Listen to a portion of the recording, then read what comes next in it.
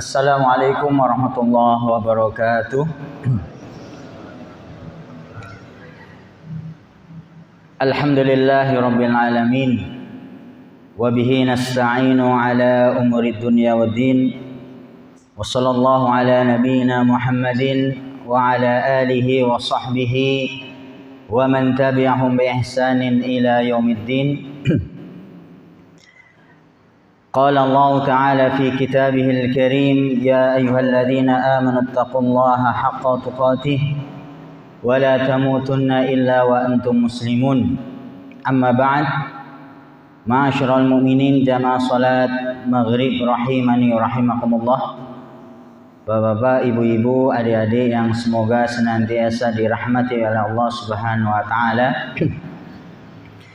Kembali kita memuja dan memuji Allah Subhanahu wa taala serta bersyukur atas limpahan karunia taufik hidayah dari Allah Subhanahu wa taala dan juga nikmat-nikmat besar yang lainnya sehingga kita bisa berkumpul pada kesempatan kali ini di salah satu rumah dari rumah Allah Subhanahu wa taala, masjid yang kita cintai ini, Masjid Baitul Jannah gitu.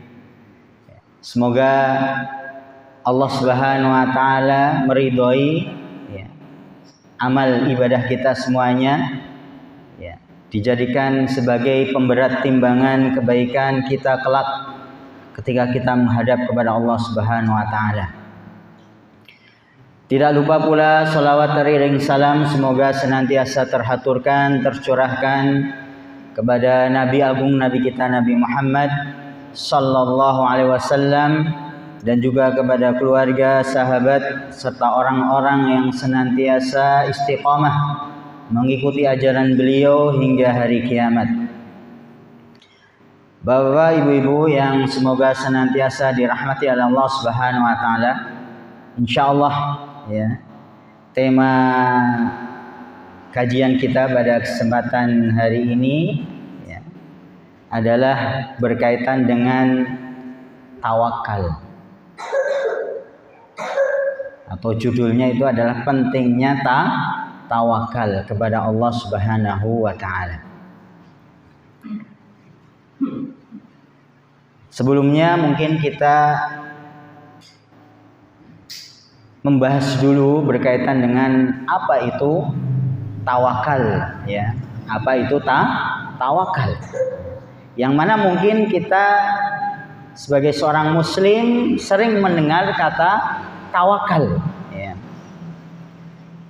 Tawakal itu adalah bagaimana seseorang itu kemudian menggantungkan segala urusannya itu kepada Allah Subhanahu wa taala. Menggantungkan, memasrahkan segala urusannya itu kepada Allah Subhanahu wa taala. Sekuat apapun seorang hamba, bagaimana seorang hamba itu memiliki kekuatan, memiliki kepintaran, pada hakikatnya adalah hamba itu adalah makhluk yang lemah. Makhluk yang lemah. Kita semua itu adalah makhluk yang lemah. Apalagi ketika kita hidup di dunia, kita itu banyak menghadapi yang namanya permasalahan hidup, halangan, rintangan, maka kita butuh yang bisa kemudian menolong kita. Makanya di antara makna at-tawakkal itu adalah kita meminta pertolongan kepada Allah, al-isti'anah. Selain kita kemudian memasrahkan urusan kita kepada Allah Subhanahu wa taala, kita juga meminta pertolongan kepada Allah Subhanahu wa taala karena kita adalah hamba yang lemah. Ini makanya kemudian pentingnya kita senantiasa bertawakal di dalam urusan kita. Ini sebagaimana disebutkan salah satu pengertian dari tawakal ini sebagaimana disebutkan oleh Al-Hafidh Ibnu Rajab Al-Hambali rahimahullah. At-tawakkal adalah sidqu i'timadil qalbi 'ala Allah. sidqu i'timadil qalbi 'ala Allah. Yaitu bagaimana seseorang itu hatinya itu betul-betul ya, menyandarkan hatinya ya, segala urusannya itu kepada Allah Subhanahu wa taala. Ya. Makanya nanti disebutkan tawakal ini termasuk dari ibadah yang sifatnya adalah qalbiyah ya. Ibadah yang ada urusannya dengan hati. Bisa jadi tawakal ini adalah sesuatu yang tidak nampak. Bagaimana keyakinan seorang hamba itu kepada Allah Subhanahu wa taala. Makanya termasuk makna tawakal ini yang disebutkan oleh sahabat yang mulia Ibnu Abbas ya. At-tawakal adalah as-siqatu billah. Seorang itu yakin percaya kepada Allah Subhanahu wa taala. Ya. Umpamanya ketika orang itu meyakini bahwasanya segala rizki ya, itu sudah ditanggung oleh Allah Subhanahu wa taala. Ketika Allah Subhanahu wa taala menciptakan manusia, Allah sudah menentukan ya, rizki yang nanti akan didapatkan oleh seorang hamba ya. Manakala kemudian orang itu ketika dia berusaha, ketika dia bekerja, kemudian memasrahkan urusannya kepada Allah, yakin Allah itu akan memberikan sesuatu yang terbaik kepada dirinya, maka itulah yang disebut sebagai apa? Tawakal kepada Allah. Dan nanti juga kita akan sebutkan bagaimana tawakal inilah yang kemudian mendorong seorang hamba itu untuk senantiasa bersemangat ya. Jadi tawakal itu menjadikan orang senantiasa yakin, bersemangat di dalam beramal. Baik beramal di dalam urusan dunia maupun di dalam urusan akhirat. Karena dia meyakini ada zat ya, yang kemudian akan menolong dirinya. Ini makanya pentingnya kita bertawakal kepada Allah Subhanahu wa taala ya. Maka seperti tadi disebutkan oleh Ibnu Rajab Al-Hambali ya, bahwasanya tawakal ini termasuk ibadah yang sifatnya adalah qalbiyah ya. Karena ibadah sendiri ada yang bentuknya adalah qalbiyah. Seperti kita akan sholat itu kan, kita juga sebelum sholat apa? Atau di dalam kita menunaikan sholat, ada rukun sholatnya adalah diantaranya adalah niat. Kita berazam, bertekad untuk melakukan suatu amal ibadah. Dan itu letaknya ada di dalam hati. Ya. Niat itu letaknya ada di dalam hati. Maka itu termasuk dari al-ibadah qalbi. Niat. Ikhlas kepada Allah Subhanahu wa taala ya. Ketika orang melakukan suatu amal ibadah ya, itu ya harus didasari dengan niat ikhlas, mengharap pahala, mengharap ganjaran dari Allah Subhanahu wa taala, bukan yang lainnya. Dan ini sekali lagi adalah termasuk amalan hati, ibadah yang kaitannya dengan hati. Ya kadang-kadang orang itu lebih memperhatikan sesuatu yang nampak, gitu. Ya enggak? Karena kita kan sesuatu yang terlihat oleh mata itu kan ya zahir ya, sesuatu yang zahir. Ya kadang-kadang orang lebih fokus terhadap perkara-perkara yang zahir sehingga melupakan perkara-perkara yang batin. Ya. Jadi ada ibadah-ibadah yang memang itu bersifat batin, ya, tidak nampak. Bahkan bisa jadi ibadah yang bersifat batin itu kedudukannya lebih tinggi dibandingkan dengan sesuatu yang zahir. Ya kita tetap memperhatikan bagaimana ibadah itu ya sesuai dengan yang diajarkan oleh baginda kita Nabi Muhammad SAW. Bagaimana di dalam sholat kita memperhatikan gerakan-gerakan sholat ya, agar sesuai dengan tuntunan Nabi ya. Tetapi di samping itu kita juga tidak kalah pentingnya kita memperhatikan urusan dengan ibadah hati, ya. Kekhusyuan, tumakninah, ya. Kemudian tadi niat yang ikhlas di dalam melakukan amal ibadah. Karena itu yang akan menjadi tolak ukur, ya, syarat diterimanya ibadah seorang hamba. Kemudian tadi berbicara tentang jenis dari ibadah, juga ada yang namanya al-amaliyah, ya, al-zahirah. Selain yang tidak nampak, batin, qalbiyah, ada yang berupa apa? Al-amal bil jawarih, ya, gerakan-gerakan badan, ya.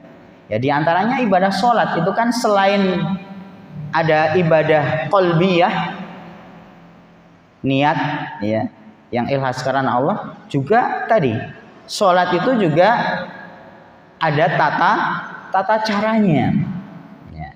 Bagaimana sholat itu dimulai dengan takbir, ya, berdiri, ya, menghadap kiblat, itu kan perlu apa?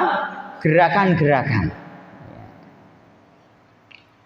Namun juga nanti amal ibadah itu pun ada juga yang sifatnya adalah maliyah. Apa? Maliyah, yang membutuhkan harta. Contohnya seperti apa? Infak, sedekah, ya, yang kita keluarkan itu kan berupa mal, harta. Termasuk juga yang di dalam rukun Islam adalah orang menunaikan ibadah haji. Ibadah haji kan butuh biaya, nggih. Berapa sekarang biaya ibadah haji? Ya, sampai 100 juta? Lebih mungkin, ya. Nah, nanti belum dituntut juga di dalam ibadah haji ke istitoah di dalam kesehatan, ya. Nah, ini nanti kalau di dalam ibadah haji ini terkandung di dalamnya, ya, tadi berbagai macam bentuk ibadah, ya, qalbiyah, ya, amaliyah. Ini kan sebentar lagi ibadah haji, nggih. Orang melakukan tawaf, sa'i, wukuf, itu kan berkaitan dengan amal, ya, perbuatan, ya, yang dilakukan oleh anggota badan. Termasuk tadi juga ibadah haji itu menuntut orang itu, ya, memiliki kesanggupan istitoah, ya. Termasuk adalah berkaitan dengan harta. Termasuk juga adalah ibadah umroh, ya. Itu menuntut orang itu mengeluarkan harta. Maka kalau kita tadi berbicara dengan masalah tawakal, maka ini para ulama menggolongkan tawakal ini adalah termasuk dari ibadah yang bersifat qalbiyah. Sumbernya adalah di dalam hati. Dan walaupun itu bersumber dari dalam hati, tetapi memiliki keutamaan yang sangat besar. Bahkan dikatakan tawakal itu adalah setengah dari agama. Tawakal itu adalah setengah dari agama. Segala bentuk amalan ibadah yang dilakukan oleh seorang hamba, ya, harus juga didasari dengan sifat tawakal. Memasrahkan, ya, ibadah kita, ya, kita bisa melakukan suatu amal ibadah itu karena apa? Karena atas ridho, ya, kuasa dari Allah Subhanahu wa taala. Tadi kan kita berbicara haji, ya. Ya, kalau kita memikirkan haji itu kan sesuatu yang mungkin berat, ya. Karena membutuhkan tadi biaya yang tidak sedikit. Kadang orang berpikir, kira-kira saya bisa apa enggak untuk menunaikan ibadah haji. Mungkin nun sewu umarnya sudah tidak muda lagi, nggih. Apalagi antrian haji itu juga bagi orang Indonesia kan enggak sebentar, bisa jadi puluhan tahun nggih. Namun tadi orang ketika sudah berniat ya untuk melakukan amal ibadah, maka hendaklah dia menggantungkan, menyandarkan keinginan untuk beribadah itu kepada Allah Subhanahu wa taala. Dan kita harus yakin ya. Kita harus yakin ya, kita sudah berazam, berniat, maka insya Allah Allah akan memberikan jalan ya. Allah akan mudahkan niat yang ada pada diri seorang hamba. Makanya nanti juga disebutkan di dalam Al-Quran, fa idza azamta fatawakkal 'ala Allah. Ketika engkau sudah berazam, bertekad untuk melakukan suatu perbuatan amal ibadah, apalagi itu adalah bentuk taqarrub kepada Allah Subhanahu wa taala, fatawakkal 'ala Allah, maka hendaklah dia bertawakal kepada Allah, memasrahkan urusannya. Ya kalau kita mikir diri kita ya bisa jadi kita nggak mampu, tetapi kita yakin kita punya siapa? Allah Subhanahu wa taala yang maha kuasa, maha mampu. Ya. Ketika Allah sudah berhendak, tidak ada lagi yang mustahil. Tidak ada yang mustahil. Ya. Termasuk juga umpamanya ketika kita punya anak ya yang memiliki keinginan untuk bisa belajar di universitas yang bagus gitu ya, yang terkenal ya, supaya mendapatkan ilmu yang baik, yang bagus ya. Dan biasanya masuk ke sekolah yang favorit itu kan tidak gampang ya. Saingannya mungkin banyak gitu ya. Termasuk juga biayanya tidak sedikit. Maka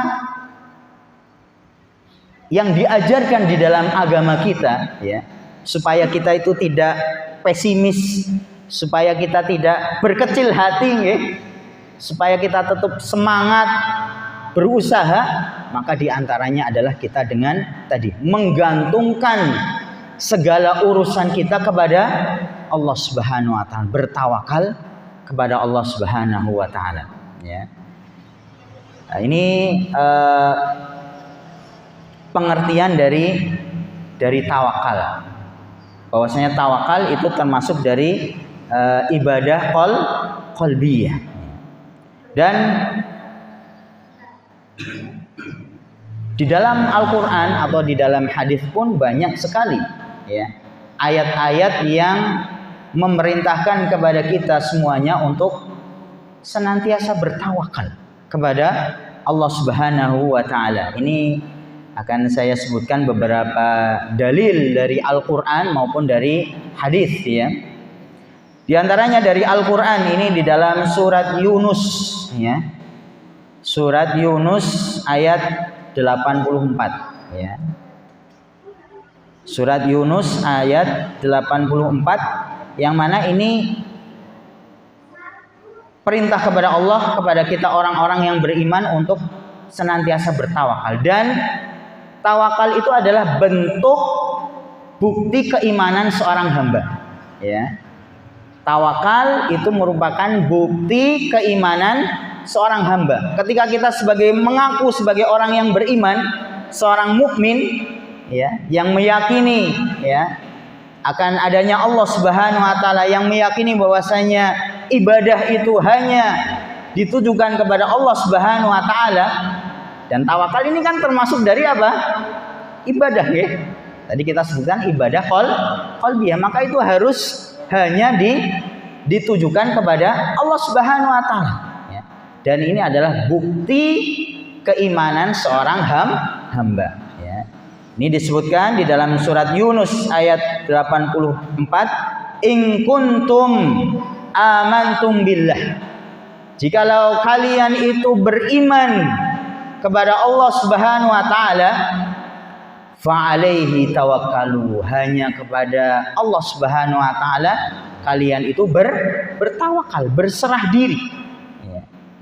In kuntum muslimin, jika kalian betul-betul orang yang muslim, yang berserah diri kepada Allah Subhanahu wa taala. Ini kan ayat di dalam Al-Qur'an surat Yunus ayat 84 ini kan kalau kita melihat tafsirnya kaitannya dengan kondisi kaumnya Nabi Musa alaihissalam. Kaumnya Nabi Musa alaihissalam. Nabi Musa diutus kepada siapa? Bani Israel, ya. Bani Israel, ya. Dan yang tidak hanya Nabi Musa saja yang diutus kepada Bani Israel, tapi juga banyak nabi-nabi yang diutus kepada Bani Israel, ya. Yang mana pada zamannya Nabi Musa alaihissalam, Bani Israel itu diuji dengan apa? Adanya, ya, pemimpin yang zalim, ya. Ya, musuhnya Bani Israel adalah Fir'aun. Ya. Ini Bani Israel itu kan pengikutnya Nabi Musa, dan Nabi Musa, ya, memiliki musuh, ya, adalah Fir'aun, ya, yang memiliki kekuatan, ya, yang mana pada zaman itu, ya, orang yang memiliki kekuasaan yang besar, ya, tentara yang kuat adalah Fir'aun. Maka ketika Nabi Musa dan pengikutnya berhadapan dengan Fir'aun yang begitu kuat, maka disitulah kemudian diperintahkan oleh Allah Subhanahu wa taala untuk apa? Bertawakal kepada Allah. Karena kalau hanya bersandar kepada diri sendiri, ya tidak ada bandingannya antara Bani Israel kala itu, ya, dengan tentaranya siapa? Fir'aun, kalah kekuatan, ya. Tetapi Allah Subhanahu wa taala tidak diam, ya. Kemudian memerintahkan kepada Nabi Musa dan kaumnya untuk tadi memasrahkan urusannya kepada Allah Subhanahu wa taala. Dan itu adalah kunci kemenangan Bani Israel. Ketika kemudian menyerahkan urusannya kepada Allah, maka Allah kemudian memberikan kemenangan. Allah memberikan pertolongan kepada Bani Israel. Dan tentara Allah itu kan macam-macam bentuknya. Segala sesuatu yang ada di alam semesta ini adalah bisa menjadi tentaranya Allah Subhanahu wa taala. Ya. Maka bagaimana kemudian Allah tenggelamkan Fir'aun beserta bala tentaranya.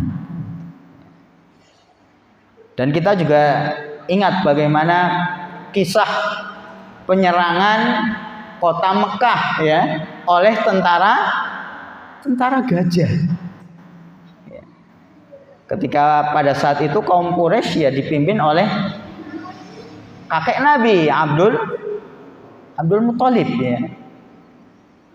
Yang mana Abdul Muthalib, ya, walaupun memang orang-orang Quraisy pada saat itu adalah ya meyakini adalah Allah adalah pencipta, tetapi mereka berbuat syirik. Tetapi ketika kota Mekah kemudian diserang oleh tentara gajah yang memiliki kekuatan yang besar, ya, mereka kemudian apa? Menyandarkan, ya, urusan mereka kepada Allah, meminta tolong kepada Allah Subhanahu wa taala, ya. Mereka meyakini bahwasanya Ka'bah itu ada yang memiliki. Ya. Maka apa yang terjadi? Walaupun tentara gajah itu memiliki, ya, ya, kekuatan, ya, diantaranya adalah pasukannya itu terdiri dari gajah, gitu, ya. Gajah itu kan binatang yang besar yang kuat, ya.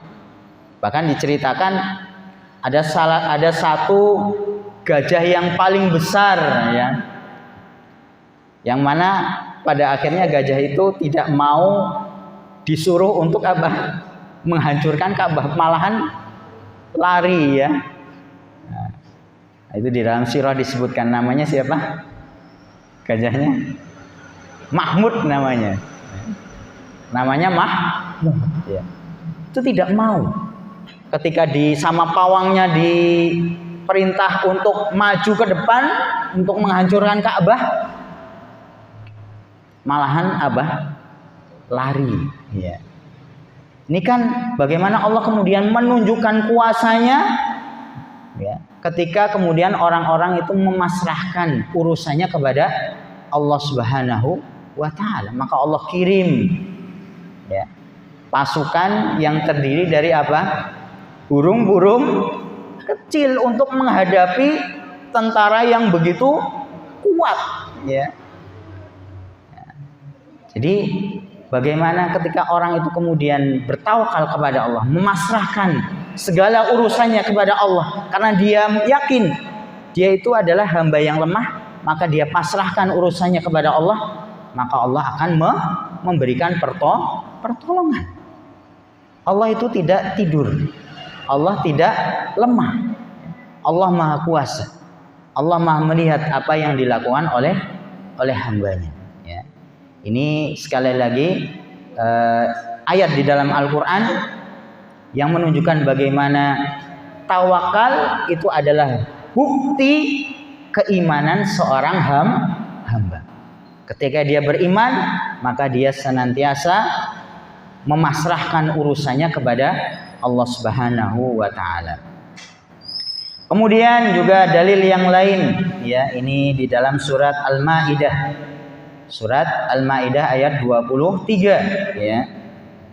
Allah Subhanahu wa Ta'ala memerintahkan kepada kita, wa 'alallahi fatawakkalu. Wa 'alallahi fatawakkalu, dan kepada Allah lah kalian itu bertawakal, berserah diri, ya.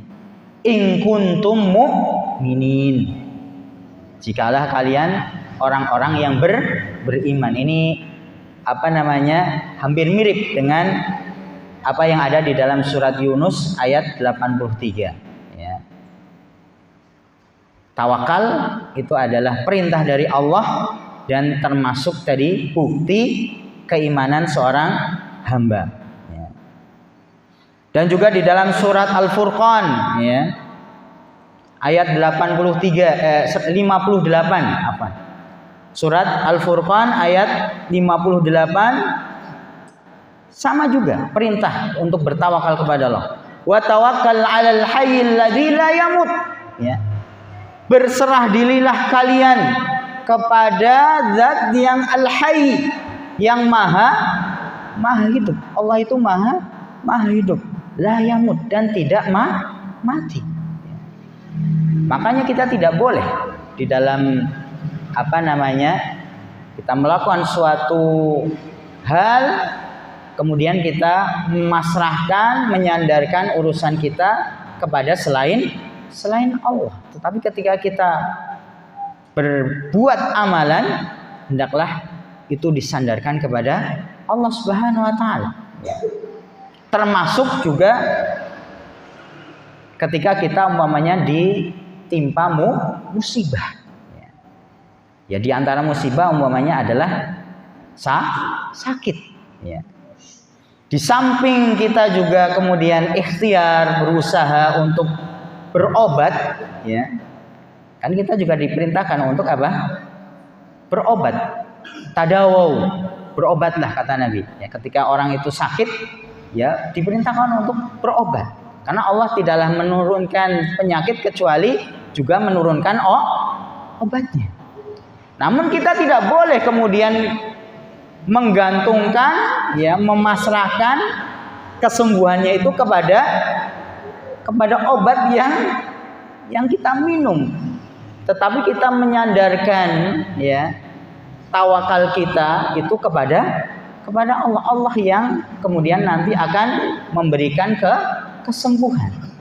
Obat itu hanya bentuk ikhtiar kita, ya. Bentuk ikhtiar kita, dan itu adalah perintah dari Nabi supaya berobat, ya kita kemudian mengikuti perintah Nabi, kan gitu. Adapun yang nanti akan memberikan kesembuhan adalah siapa? Allah Subhanahu wa Ta'ala. Tidak boleh kita kemudian menyandarkan kepada sebab, ya, yaitu umpamanya tadi berupa obat.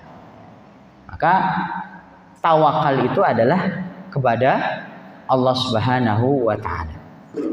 Kemudian sebenarnya masih banyak lagi ya ayat-ayat di dalam Al-Qur'an yang menunjukkan akan tawakal. Nah, ini kemudian termasuk di dalam hadis pun ada ya perintah dari Nabi kita Nabi Muhammad SAW untuk kita bertawakal. Ini saya bawakan satu hadis mungkin ya. Ini saya ambil dari arba'una hadisan. Ini ada 40 hadis yang itu bisa mendorong kita untuk senantiasa optimis di dalam kehidupan ini ya. Dan itu adalah termasuk sebab orang akan meraih keberhasilan. Di antaranya adalah dengan bertawakal ya.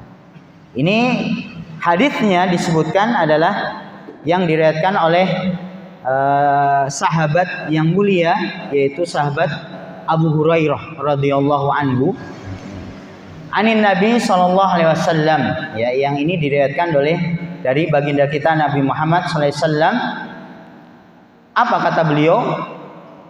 Yadkhulul jannata aqwamun. Yadkhulul jannata aqwamun. Nanti akan masuk ke dalam surga itu beberapa golongan. Jadi ini kabar dari Nabi ya. Akan ada beberapa kaum ya, sekelompok manusia yang akan masuk ke dalam surga. Dan ketika itu adalah kabar dari Nabi, apa sikap kita? Mempercayai atau tidak mempercayai? Ya tentu mempercayai, karena ini hadis ini adalah hadis yang sahih, diriwayatkan oleh Imam Muslim ya. Nabi mengabarkan kepada kita, yadkhulul jannata aqwamun, akan masuk ke dalam surga itu sekelompok orang. Kemudian Nabi menyebutkan ciri-ciri mereka.